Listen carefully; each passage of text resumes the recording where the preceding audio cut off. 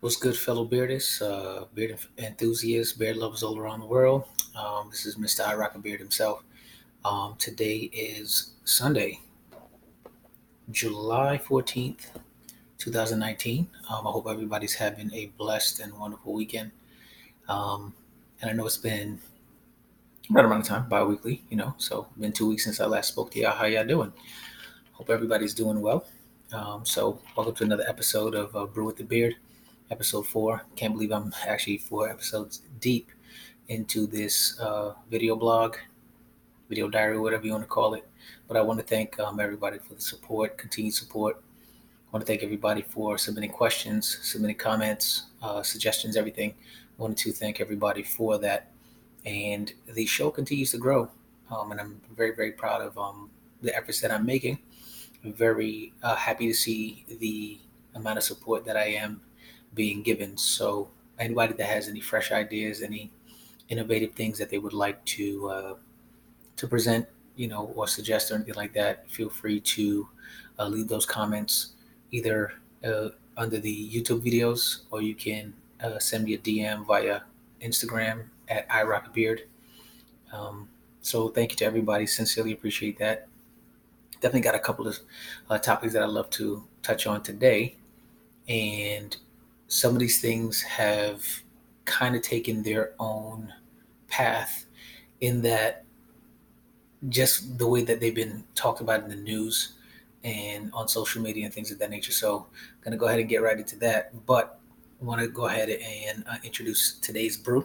Today's brew is going to be uh, whiskey and ginger ale. And when in Texas, whiskey is one of the biggest, one of the more popular liquors that you can drink out here.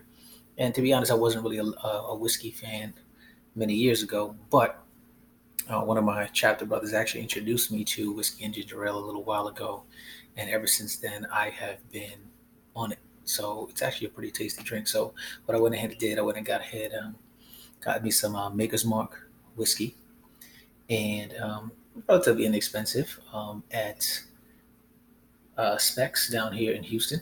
So Maker's Mark. So I'll pour a little bit of that into my cup here,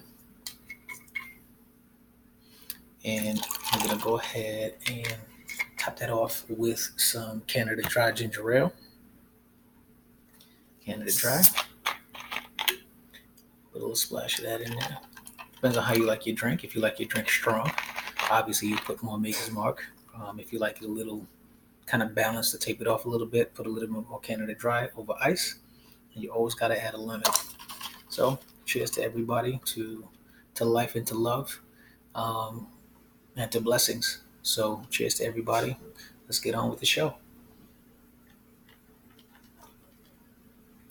That's delicious.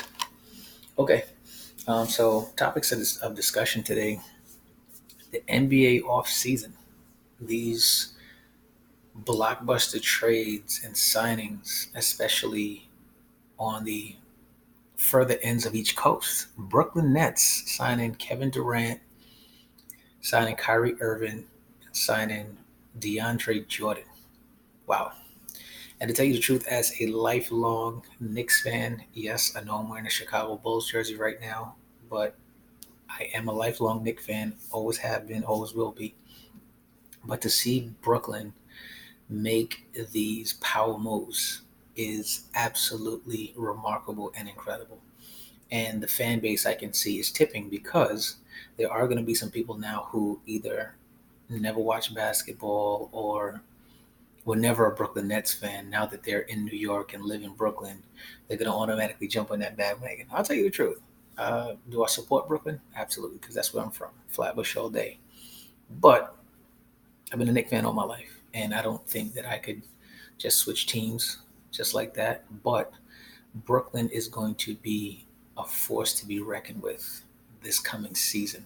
Even with Kevin Durant still hurt, you still have enough firepower where you can legitimately make a run, not only in the playoffs, but possibly to the NBA Finals. And then, of course, on the flip side, you have the LA Clippers getting Kawhi Leonard and Paul George. Wow. Wow. All these monster moves. And then the Lakers are getting DeMarcus Cousins and Danny Green, you know. So it seems like each coast, excuse me, is going to be making some really, really big strides this NBA season. It's going to be exciting. It's definitely going to be exciting to watch. So, definitely look out for that. I'll be glued to my TV set this coming NBA season just to see what these particular teams will do, if these players can gel, if they can work together as a unit for the greater good of each team. And I'm pretty sure there are going to be some surprise teams that will make the playoffs and will actually do well throughout the season. So shout out to all the fans of basketball out there, and very, very interesting to see what's going on this NBA season. So another thing I wanted to touch on is these mysterious sudden deaths that are happening to people who have visited the Dominican Republic, yet people still continue to go. Now, I could be wrong and say that, well, you might not want to go to this place right now based on what you're hearing in the news. I mean, these could be simply isolated incidents. But from my recollection and from my standpoint, if they're telling you, like, okay, this is like the 13th, 14th, 15th person that has passed away from going to this place, from some mysterious illness that nobody knows about, I would think, just me, I would think that somehow some government agency will want to get involved in that, especially if it's Americans that are dying. CDC, somebody got to get involved and say, hey, let's scale back and kind of take a look at this, see what's going on, and see what is on the surface here, and why are these people passing away so suddenly? These healthy people that are going on vacation, and they're either dying while they're there, or they're dying when they get back from these mysterious illnesses. So that's crazy. To hear that it might be possibly that they're out there selling bootleg liquor, where this liquor, if it hits ice or if it gets in your bloodstream, it hardens your arteries, and then you're passing away from these mysterious illnesses. That's crazy. So to hear all that stuff, and it's like, why would you continue to go? Anybody that, if it's a war-stricken country, you wouldn't go, or if it was a plague-stricken country, you wouldn't go. Not saying that, DR is going to be one of these places that should be ultimately restricted based on some of the things that have been happening, but I would advise anybody to be cautious to even go there at this point. So all these mysterious deaths, and if this bootleg liquor thing is true, then something needs to be done. Absolutely, something needs to be done as far as tracking down the people who are actually making this stuff, distributing this stuff, and selling this stuff, knowing that it's not good, something good that somebody can put in their body, and it's ultimately killing these tourists. They're making a lot of money off this, and these families are not getting that money back, even though these people are passing away. So that's something that we need to look into, and it's crazy that so many people within this short amount of time have died. So just to hear these stories, and again, if this bootleg liquor thing is true, that's something that on a wide scale that we need to look at. I mean, I've already seen videos of where, you know, people are making rice and cabbage out of plastic, and we're eating these things. And instead of selling us like codfish and saltfish, they're selling us snake, like all the stuff that they're putting in our foods and the stuff that they're actually selling us. It's like, do they really care about people, or do they really care about more about the money? About selling and giving people a facade that they're selling them something good, when in fact you're actually selling them something that is artificial and will ultimately damage these people. You know, just trips me out that nothing on a wide scale has been done about this. Nothing as far as an investigation is being done. And to me, you would think, well, when Ebola happened and other things happened where people were dying at a rapid pace or getting sick at a rapid pace, people stepped in. People stepped in and decided to investigate and try to nip these things in the bud. But you go out to DR and people are vacationing and they're falling ill within 2 or 3 days of them being there, and then they're ultimately dead. Something needs to be done about that. So just another thing that I wanted to talk about here. Um, oh, this video, I'm actually going to leave the link in the description for this video for episode 4. I call him Doorman Daniel, and Doorman Daniel is a Caucasian, older Caucasian male, maybe in his mid 30s, early 40s, and he was, I believe, in New York somewhere. It might have been in New York, where he was seen on video um, questioning a young black gentleman about his purpose or the reason for him coming into this particular building. Now, we've seen various videos of black people getting the police called on them for barbecuing, for little black girls selling water. Um, people just carrying on their everyday business or even trying to get into their own buildings and being harassed by other residents or people who don't even live at these different complexes and being harassed and having the cops called on them. And, ultimately, um, this stuff is being exposed. So we have another guy. I call him Doorman Daniel. Standing there with his son. And it's a gentleman who is waiting in the doorway area, the entryway into the building.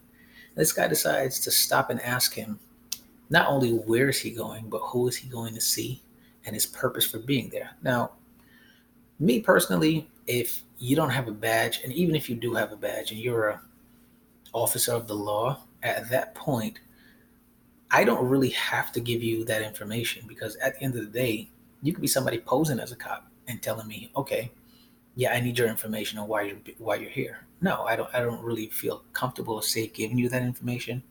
Just know that I'm here to see a friend or see a family member. That's all you need to know. You don't need to know my name. You don't need to know the purpose of me being there unless you get a trespassing charge. Now, this gentleman was not a cop. He was just apparently a resident of the building.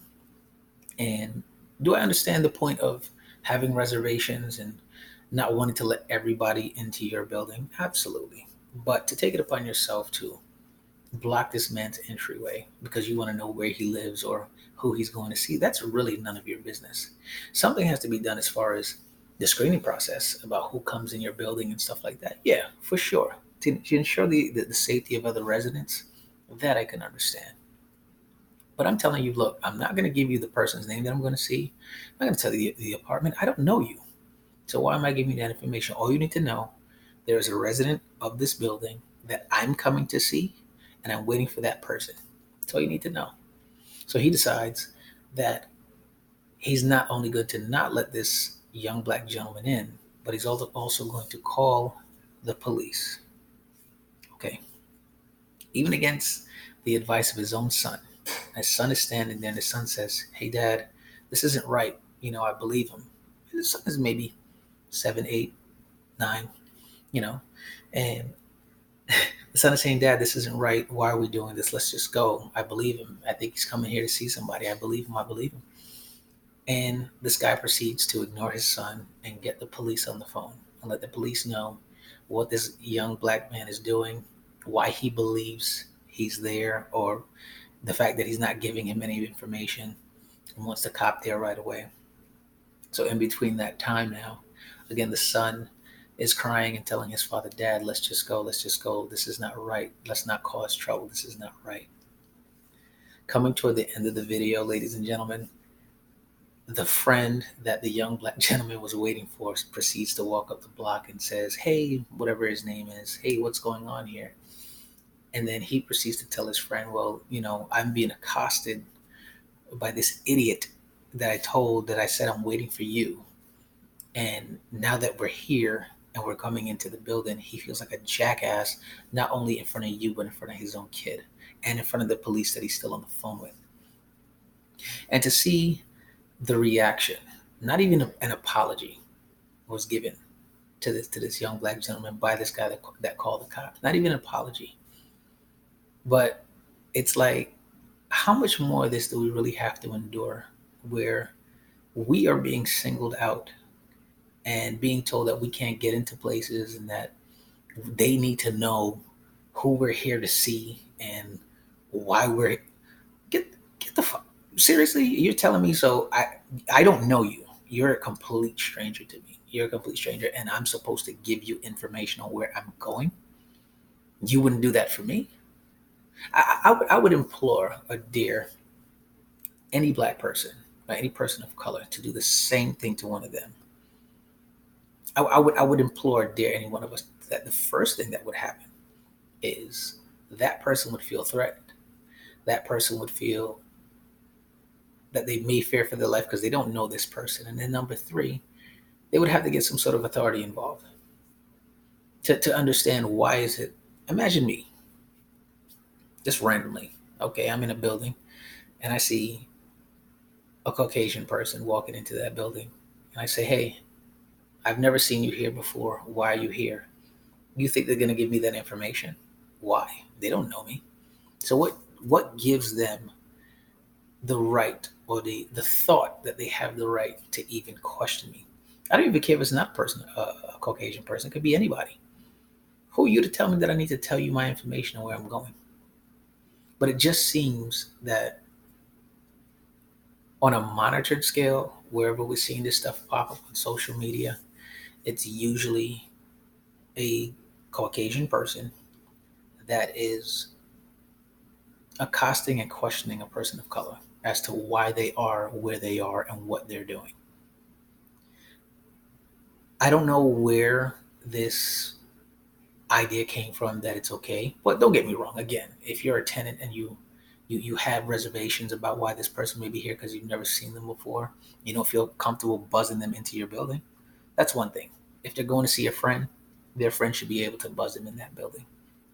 If I'm telling you I live here, if I'm telling you that I live here and I show you my key fob or whatever it is that lets me into the building, at that point, you really have no jurisdiction or any even fathomable right to ask me why am I here? If I can buzz myself into the building, why are you asking me why am I here? And who am I here to see? It's none of your business, to be quite honest, you know? And I think anybody that has been harassed and that has taken a stand, I give you such a big round of applause because that's stuff you don't really have to take. And I'm sure that there's other incidents that have happened and people have not recorded it. People have not reported it. They either just brushed it off. And I thought that this is stuff that'll go away, or they may have recorded it and just never posted it. But it just trips me out that this is the type of harassment and the type of situations that we have to deal with in 2019, where the message is that we need to coexist and that we need to live together in peace. But you can't go into a certain neighborhood and live there and not have somebody who's never seen you before believe that, okay, this is possible that this person can live here. Give me a fucking break. It could not happen on the flip side of the coin, because that would get exposed. Stuff like that would get exposed, and it would be considered such great harassment from us. But for them, it's just caution and just being careful about who they're letting into this space. It just bugs me out. But yes, I'm going to post the link for that video in the description here. And anybody that feels free to comment or has any other videos that are similar, please feel free to post those as well. So let me just take a sip of my brew here.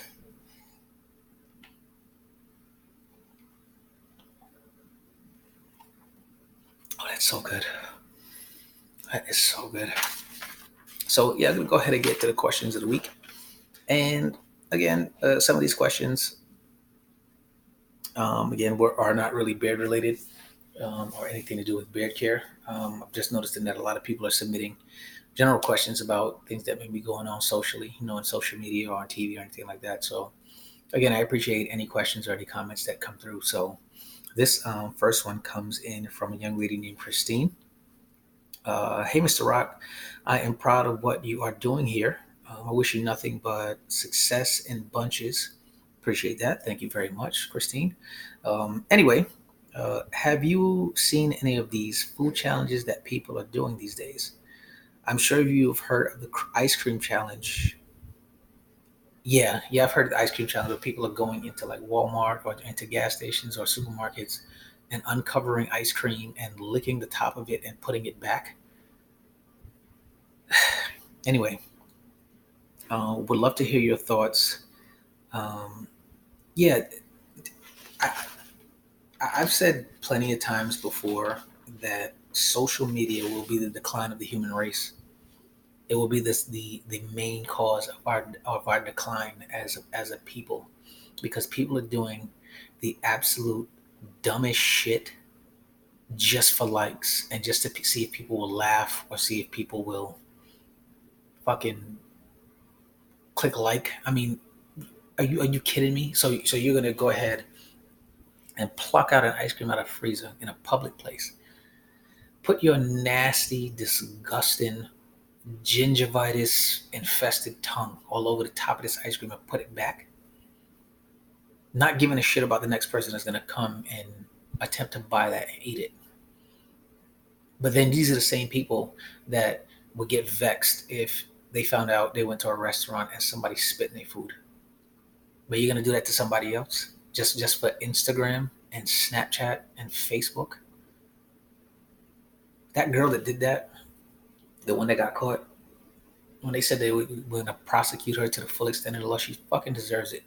That's gross. Why would you do something like that for Instagram? And you're doing all this, and I could understand. All right, if you wanted to play a prank, whatever. If you choose to video that or choose to chronicle that somehow, or just tell a story when you get older. Say, oh, you remember that time I went to the gas station, licked the ice cream, put it back? Okay. But to put a video to it, you're gonna video record this and post it. I saw one the other day. This jackass decides he's gonna go in one of these 7-Eleven places, and he opens up a gallon of Arizona iced tea, hawks and spits in the top of this iced tea, shakes it up, and then puts it back on the shelf. And then people wonder why I don't like to go to fucking restaurants and go out to eat and just be cautious about anything that I put in my body. Well, except for Maker's Mark and ginger ale. But I mean, seriously, like, what are people doing just for social media? Like, what is the point? And okay, and these challenges, okay, after you're done, what's the success rate at that point? What's the success factor? How do you gauge whether or not you've accomplished this challenge because you didn't get caught, or that you were able to post it and get away with it? You look dumb. You look really stupid doing that. While other people are training for math Olympics and teaching their kids how to read and doing other stuff that deserves posting. When people are making a difference in this world, these motherfuckers are out here licking ice cream and putting it back on the shelves or spitting in people's iced tea. This is the world that we live in. And stuff like that will get retweeted and reposted quicker than a person with autism graduating college or anything inspirational, motivational. These motherfuckers will make the news quicker. And I just don't get it. Like, what is the point of doing all that? Like, you're going to do all that for what? Just to say you did it?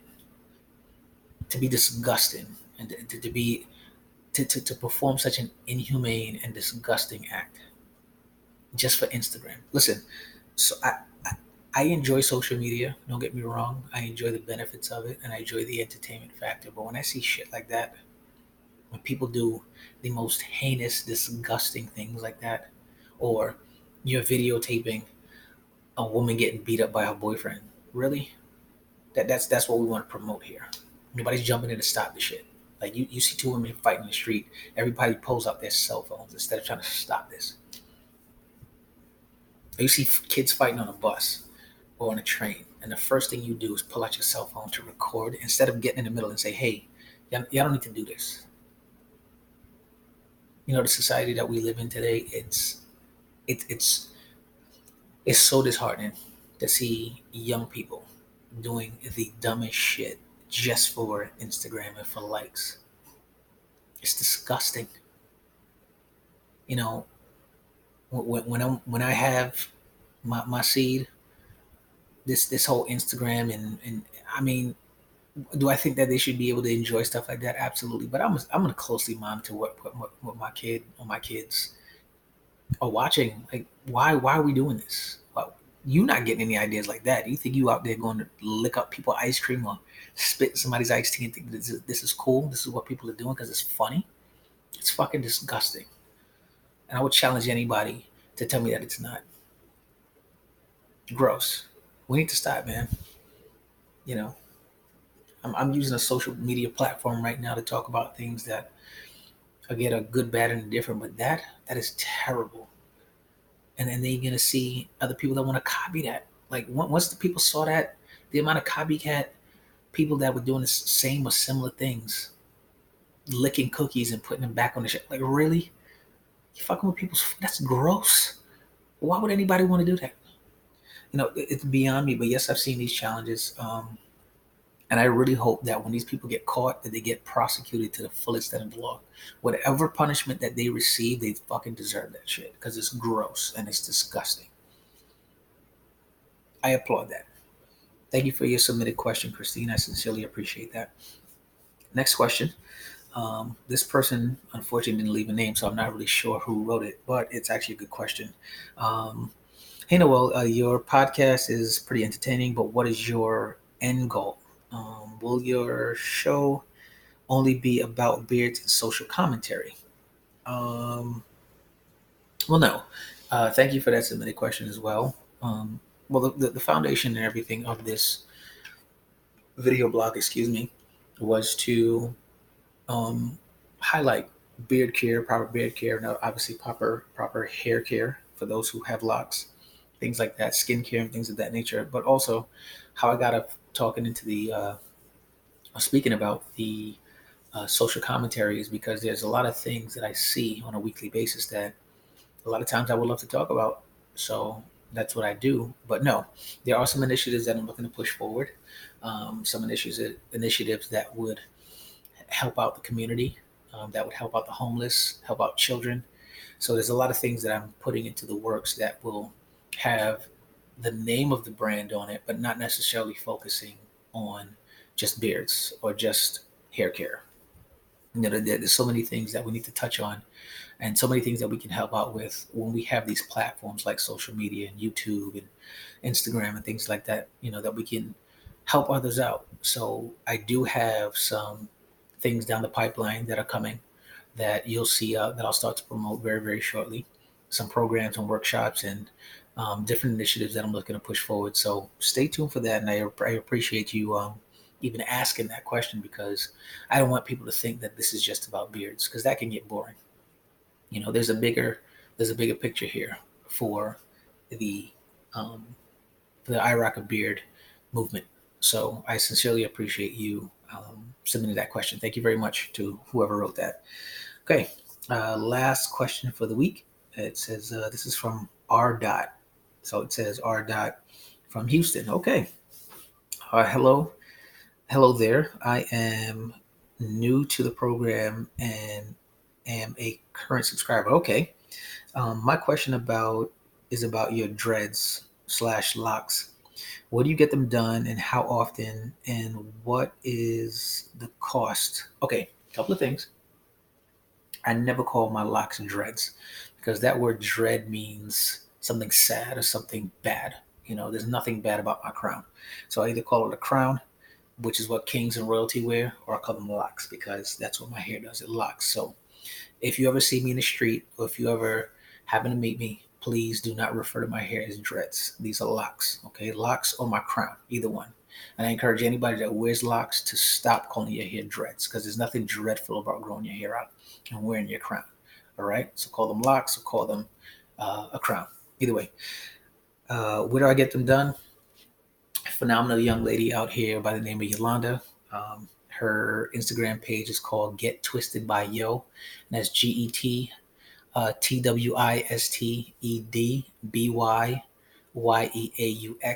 Get Twisted by Yo. She actually has a shop located up by the airport on the Bush Airport. That's not too far from there. I go to her every 4 to 6 weeks, and she is absolutely, absolutely phenomenal. Takes her time, does my hair. Usually gets it done within about an hour, hour and a half, and within that time, my hair is I get a full wash, full condition, full twist, dry, and then a design, and I'm out of there within maybe 2 hours. So phenomenal, phenomenal young lady, one of the best kindred spirits I've ever met in my life. And she's always accommodating in that, If I have to get in last minute and she has an opening very, very early in the morning, I make sure I get to her. And the cost is about anywhere between $85 and $100, depending on when I want to get done. But that's pretty reasonable, for her to be in my hair for about an hour and a half, 2 hours. So Get Twisted by Yolanda. Thank you very, very much for everything. Thank you for always accommodating me. And of course, I'm looking to drive a lot more business to you because you are phenomenal and you do a phenomenal job with my hair. So thank you very, very much. So I get them done, Get Twisted by Yo. How often? Every 4 to 6 weeks, depending on, if I have any events coming up or if I have to travel and I have to get it done quickly. But if it's during the time where, I'm just going to work or anything like that, about every 6 to 7 weeks, I get it done. Full wash, full condition, twist and dry, and then a style, all for about $100. You can't beat that. You can't beat that. And she's phenomenal. When I say she's phenomenal, she does such a great job with the designs, with the twists, with making sure that, she gives you a lot of pointers and tips on how to properly take care of your hair because she grows locks as well. And she's great. So Yolanda, thank you very much. Get Twisted by Yo on Instagram. And I'll spell that again. It's GetTwisted